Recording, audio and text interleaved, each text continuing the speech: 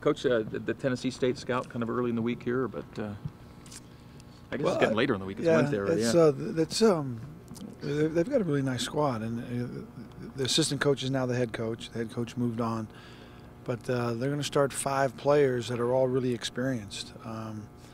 3 seniors and then a junior that's a redshirt junior and then a redshirt sophomore. So guys who have a lot of experience and they're very talented. They won 20 games last year, and 4 of them started last year. So it's a good squad, and I know our guys are really excited to prepare and get ready to go. A guy you played against in Cyphers.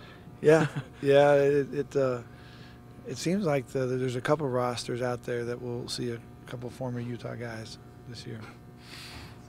Dave, is this Brandon's team right now? I know you want the ball to go through him a lot, and do you want him to feel that pressure or expectation?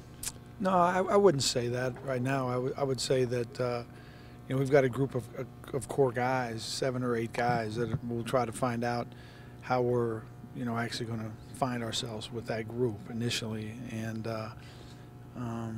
obviously we need Brandon to play well. I think he expects to play well. The coaching staff has really high expectation, but I don't think we need to kind of label it as Brandon's team. I do believe that he needs to play well though for us to be good. Do you have a first group yet? No, I don't think so. I think that it'll probably be a combination of the 2 groups that we started. We need to really evaluate the matchups and then kind of go through our best scenario as far as guys we think can start the game, guys that we think can come off the bench and actually give us a lift, and then multiple spots that they can play, and so it gives us the most freedom to start as far as our ability to start well. And if we don't start well, we can get something going from the bench, and if we do start well, we can still get better when we sub. All those things are issues we need to talk about. What impact will Augustin Ambrosino have on the team? Augie right now is really he's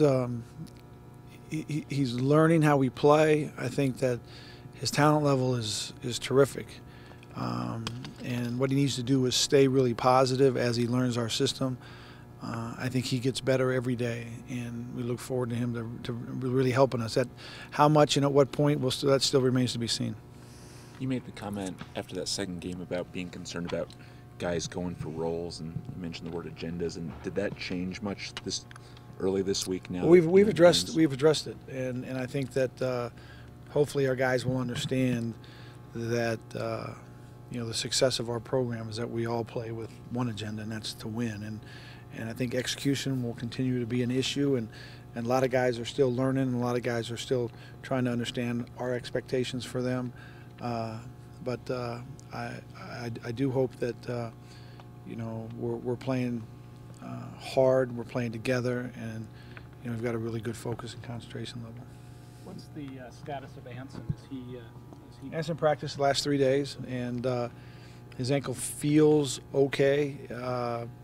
When you haven't played for a long time, you have other issues that you're trying to deal with. But we're bringing him back slowly, and I think that right now the medical staff's really pleased with how he's responded the last 3 days. Has Ian been able to get in any kind of role in terms of consistency day to day? No, he's just trying to get in as much practice time as he can, and then try to feel his way back on the floor. What are you doing with Coop this year? Coop was going to redshirt. Yeah. In what ways do you expect the football team's freshman defensive end Bronson Kafusi to contribute to the team? Well, we'll see. That's a long ways down the road. If it happens, we'll see how that works. Dave, what are you going to be looking at in this season opener? You've seen some things through the exhibition season now, but as you get into the actually playing the regular season game, what are you specifically going to be looking for your team to do? Well, I think it's it's time for us all to. The most important thing for the individual players is to understand our system and what we do defensively and what we do offensively and how we want you to play if you're playing this spot or that spot, and if you can figure that out and fit with the other group of guys, that's really going to increase your chances of playing. That's individually, which each guy kind of has to work through. I think that what we'll look for as a staff is guys who have the best understanding, can execute the best, and try to find the groups of players that are successful and that execute the best as soon as possible. And I do believe that some of, especially our newer guys, really talented guys, if you just put them out there and played one-on-one, that there'd be probably a different result. But bottom line is trying to learn everything that we do and then play at the pace that we play at and the consistency that we expect from our guys. Those are all issues, and when everybody develops to that point, individually, then they'll be able to contribute to our team. Kind of a random question here, but would you generally expect a return missionary to win like the mile run you guys do with conditioning to start a season, something like that? I wouldn't normally expect that. No, that's I think it's happened once, maybe twice, but that's not the